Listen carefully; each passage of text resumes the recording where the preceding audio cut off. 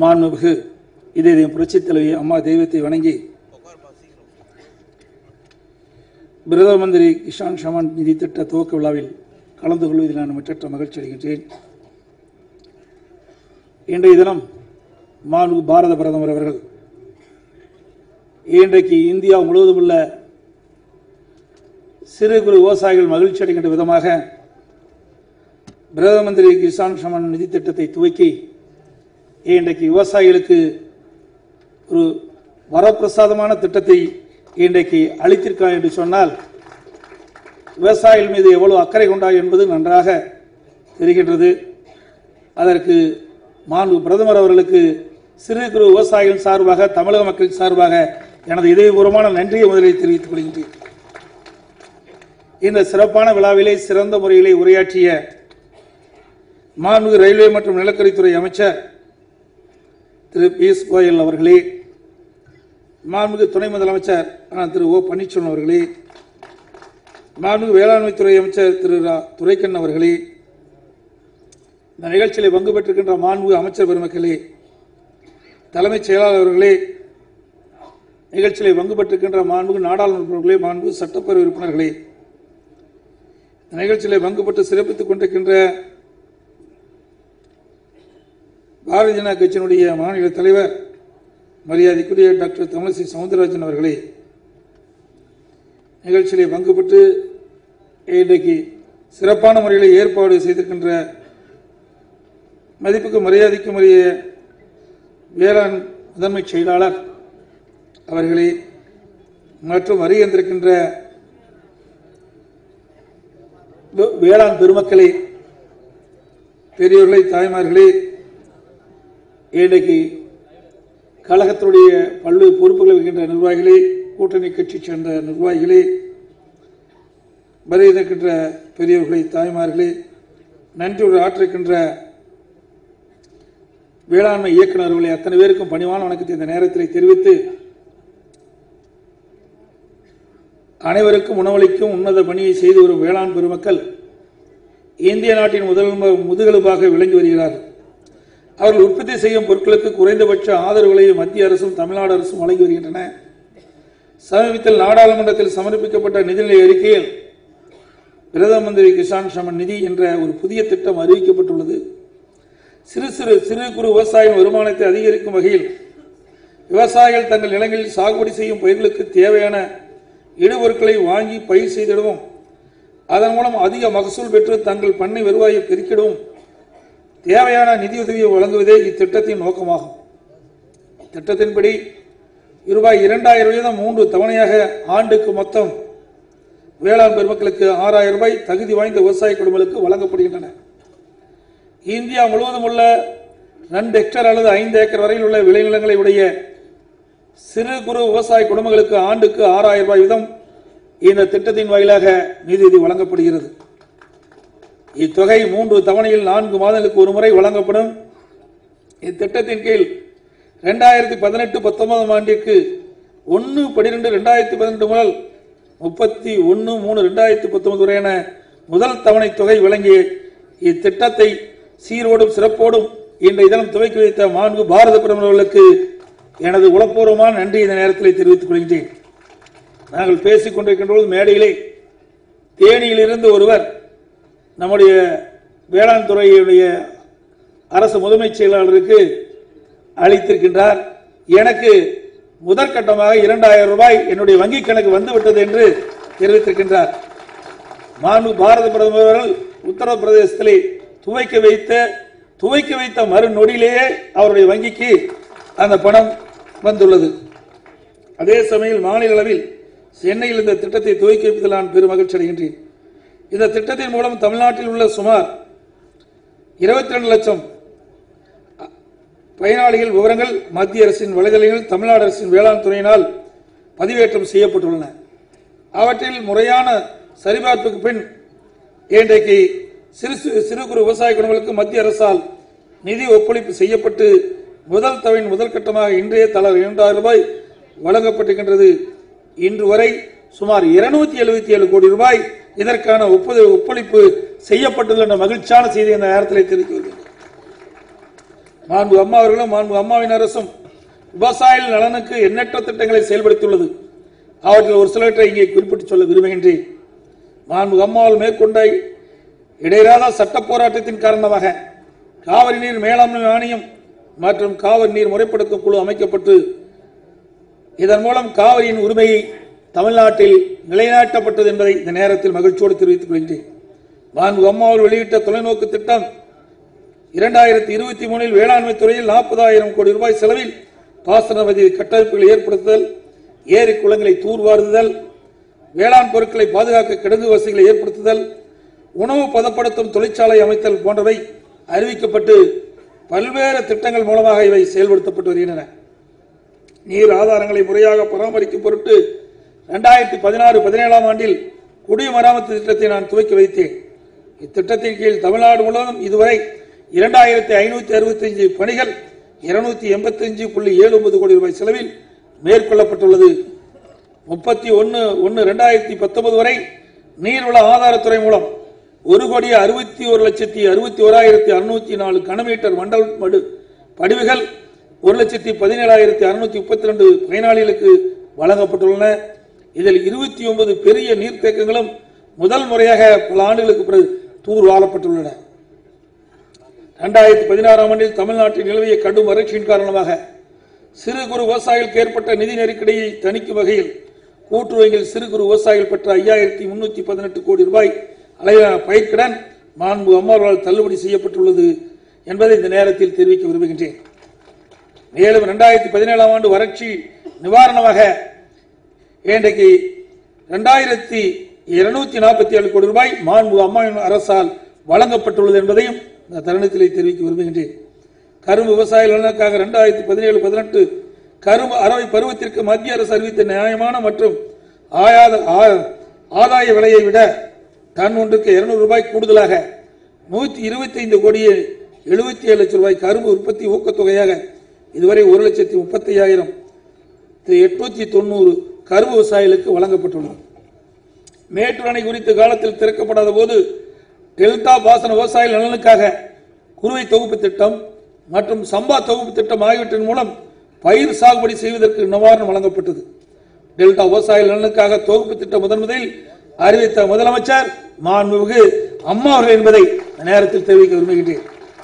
நுண்ணுயிர் பாசனத்திற்கு சிறு குறு விவசாயிகளுக்கு 100% மானியம், இதர விவசாயிகளுக்கு 75% மானியம் வழங்குவதுடன் இக்கருவிகளுக்கான சரக்கு மற்றும் சேவை வரியை முழுமையாக மாநில அரசு ஏற்றுக்கொண்டுள்ளது.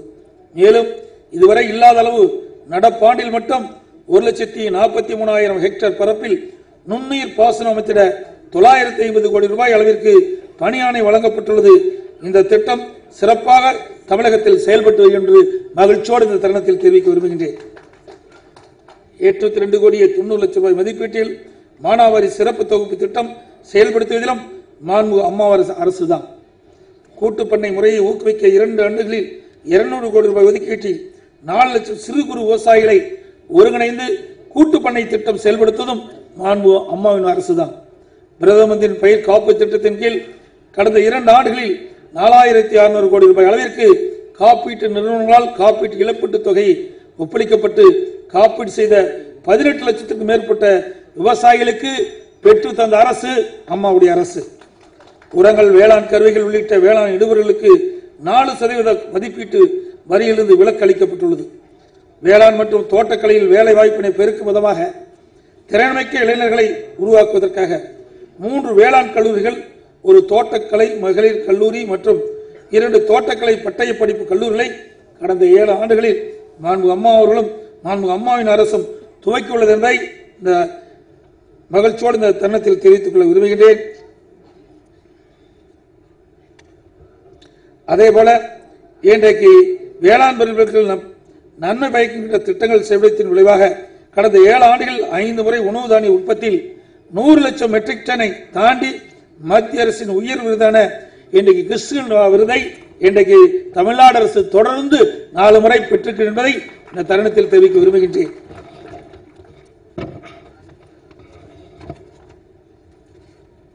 அதேபோல விவசாயிகளுக்கு இன்றைக்கு 10 HP வரை சோலார் மின் மோட்டார் பம்பு செட் வழங்க அறிவிக்கப்பட்டு 90% மானியத்தில் வேளாண் பெருமக்களுக்கு இந்த வசதி செய்து கொடுக்கப்பட்டது என்பதையும் இந்த தருணத்தில் தெரிவிக்க விரும்புகின்றேன். மேலும் கஜா புயலினால் பாதிக்கப்பட்ட தஞ்சாவூர், திருவாரூர், நாகப்பட்டினம், புதுக்கோட்டை உள்ளிட்ட 12 மாவட்டங்களில் உள்ள விவசாயிகளுக்கு வேளாண் மற்றும் தோட்டக்கலை பயிர்களுக்கு நிவாரணமாக 600 கோடி ரூபாயை வழங்கப்பட்டிருக்கிறது. இப்புயலினால் பாதிக்கப்பட்ட விவசாயிகள் மறு சாகுபடி செய்வதற்கான வாழ்வாதார திட்டம் 228 கோடி ரூபாய் செலவில் செயல்படுத்தப்பட்டு வருகிறது. தமிழகத்தில் உள்ள விவசாய தொழிலாளர்களுக்கும் சிறு குறு விவசாயிகளுக்கும் வாழ்க்கை முழுவதும் பாதுகாப்பு அளிக்கும் பொருட்டு தமிழக முதலமைச்சரின் உழவர் பாதுகாப்பு திட்டம் மாண்புமிகு அம்மா அவர்களால் 15/8/2005 அன்று தொடங்கப்பட்டது. மாண்புமிகு அம்மா அவர்கள் 2011 ஆண்டு மீண்டும் முதலமைச்சராக பொறுப்பேற்றவுடன் வேளாண் பெருமக்களுக்காக பல்வேறு அம்சங்களுடன் புதிய விரிவான முதலமைச்சரின் உழவர் பாதுகாப்பு திட்டத்தினை தாயலத்தோடு நடைமுறைப்படுத்தினார்கள். இந்த திட்டத்தின் மூலம் விவசாயிகள் மற்றும் விவசாய குடும்ப உறுப்பினர்களுக்கு கல்வி உதவித்தொகை, திருமண உதவி, மகப்பேறு உதவி, முதியோர் ஓய்வூதியம் வழங்கப்பட்டு வருகிறது. இயற்கை மரணம் மற்றும் விபத்து ஏற்படும் விவசாயி மற்றும் விவசாய தொழிலாளர்கள் மட்டுமின்றி அவர்தம் குடும்ப உறுப்பினர்களுக்கு நிவாரணம் வழங்கப்படும் என்றும் அறிவித்தார்கள். இந்த திட்டம் தற்போது வெற்றிகரமாக தமிழகத்திலே இன்றைக்கு நடைபெற்று வருகிறது என்பதை நேரத்தில் தெரிவிக்க விரும்புகின்றேன். அதேபோல தொழிலாளர், பிற விவசாய தொழிலாளர், பிற ஏழை தொழிலாளர்களுக்கு ரூபாய் 2000 வழங்கும் சிறப்பு உதவி திட்டத்தை மாண்புமிகு அம்மாவுடைய அரசு அறிவிக்கப்பட்டுகின்ற மகிழ்ச்சியான செய்தியை நேரத்தில் தெரிவிக்க விரும்புகின்றேன். அதேபோல வேளாண் தொழிலின் உப தொழிலான கால்நடை தொழிலை மேம்படுத்தி விவசாயிகளுக்கு கூடுதல் வருமானம் ஈட்டி வரும் வகையில் சேலம் மாவட்டம் தலைவாசல் கூட்டு ரோட்டிற்கு அருகில் தேசிய நெடுஞ்சாலை எண் 79 ஒட்டி அமைந்துள்ள கால்நடை பராமரிப்பு துறைக்கு சொந்தமான 900 ஏக்கர் பரப்பில் கால்நடை பராமரிப்பு, பால்வளம் மற்றும் மீன்வள நடைமுறைகள் மற்றும் தொழில்நுட்பங்களை உள்ளடக்கிய உலகத்தரம் வாய்ந்த ஆசியாவிலேயே பெரிய ஒருங்கிணைந்த பல்துறை பல்நோக்குடன் கூடிய நவீன கால்நடை பூங்கா ஒன்று சுமார் 396 கோடி ரூபாய் மதிப்பீட்டில் நிறுவப்படும் என்பதை சட்டப்பேரவை விதியின் 110 கீழ் நான் அறிவித்திருக்கின்றேன். உலகத்தரம் வாய்ந்த இவ்வளாகம் மாணவர்கள், ஆராய்ச்சியாளர்கள், தொழில் முனைவோர் மற்றும் நுகர்வோர் பயன்பெறும் வகையில் அனைத்து அடிப்படை வசதியும் கொண்ட வளாகம் அமையும் என்பதை நான் தருணத்தில் தெரிவிக்க விரும்புகின்றேன். மரபு திறன்மிக்க நாட்டின மற்றும் கலப்பின காளைகளை கொண்டு 100 கோடி ரூபாய் திட்ட மதிப்பீட்டில் புதிய உறைவிந்து உற்பத்தி நிலையம் அமைக்கப்படும் என்ற மாண்புமிகு துணை முதலமைச்சர் அண்ணன் அவர்கள் தனது 2019-2020 ஆண்டுக்கான நிதிநிலை அறிக்கையில் அறிவித்த உறைவிந்து உற்பத்தி நிலையம் இந்த வளாகத்திலே அமையப்பெறும் என்ற செய்தி இந்த தருணத்திலே தெரிவிக்க விரும்புகின்றேன். மேலும் வேளாண் விளைபொருளுக்கு நியாயமான விலை கிடைக்கும், வேளாண் பெருமக்களின் வாழ்வாதாரத்தை மேம்படுத்தவும், வேளாண் பொருட்களை பதப்படுத்தி மதிப்பு கூட்டப்பட்ட பொருட்களாக தயார் செய்து சந்தைப்படுத்த தமிழ்நாட்டில் 10 உணவு பதப்படுத்தும் பூங்காக்கள் நிறுவப்படும் என்று மாண்புமிகு அம்மாவின் அரசு அறிவித்து அதனை செயல்படுத்தி துவங்கியுள்ளது. முதற்கட்டமாக விழுப்புரம் மாவட்டம் திண்டிவனத்தில் ஒரு உணவு பூங்கா அமைக்கவும், திருநெல்வேலி மாவட்டம் கங்கை கொண்டானில் ஒரு உணவு பூங்கா அமைக்கவும் முதற்கட்ட பணிகள் முழு வீச்சில் நடைபெற்று வருகின்றன. மேலும் தனியார் துறையில் உணவு பதப்படுத்தும் தொழிலை ஊக்குவிக்கும் பொருட்டு சமீபத்தில் நடந்த உலக முதலீட்டாளர் மாநாட்டில் இன்றைக்கு பிரெஞ்சு நிறுவனத்தின் ஒரு புரிந்துணர்வு ஒப்பந்தம் கையெழுத்தாகி உள்ளது. இதன் மூலம் தமிழ்நாட்டில் 2000 கோடி ரூபாய் முதலீடு உற்பத்தி உறுதிப்படுத்தப்பட்டுள்ளது. இத்தகைய உணவு பதப்படுத்தும் பூங்காக்கள் மூலம் வேளாண் பொருட்களுக்கு உரிய நியாயமான விலை கிடைப்பது மட்டுமல்லாமல் இத்துறையில் வேலைவாய்ப்பு பெருக வாய்ப்பு ஏற்படுத்தியுள்ளது என்பதை மகிழ்ச்சியுடன் தெரிவித்துக் கொள்கின்றேன்.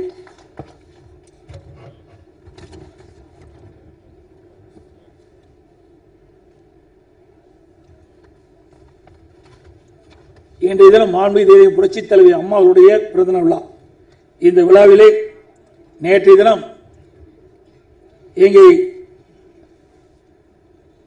தமிழ்நாடு இசை மற்றும் கவின் பல்கலைக்கழகத்தின் சார்பாக அந்த நிகழ்ச்சி நடத்தப்பட்டது. அந்த நிகழ்ச்சியை கோரிக்கை வைத்தார்கள். இன்றைக்கு மாண்புமிகு புரட்சித் தலைவி அம்மா பிறந்த நாள் என்று இன்றைக்கு இந்த இசை மற்றும் கவின் கலை பல்கலைக்கழகத்திற்கு மாண்பு அம்மாவின் திருநாமத்தின் பெயரை சூட்ட வேண்டும் என்று கேட்டுக்கொண்டார்கள். அதன்படி இளைய புரட்சித் தலைவி அம்மா பிறந்த நாள் இன்று அறிவிப்பது பொருத்தமாக இருக்கும் என்று கருதி இன்றைக்கு தமிழ்நாடு இசை மற்றும் கவின் கலை பல்கலைக்கழகம் அந்த நிறுவனத்திற்கு மாண்பு அம்மாவின் திருநாமத்தின் பெயர் அழைக்கப்படும் என்பதை இந்த நேரத்தில் தெரிவிக்க விரும்புகின்றேன்.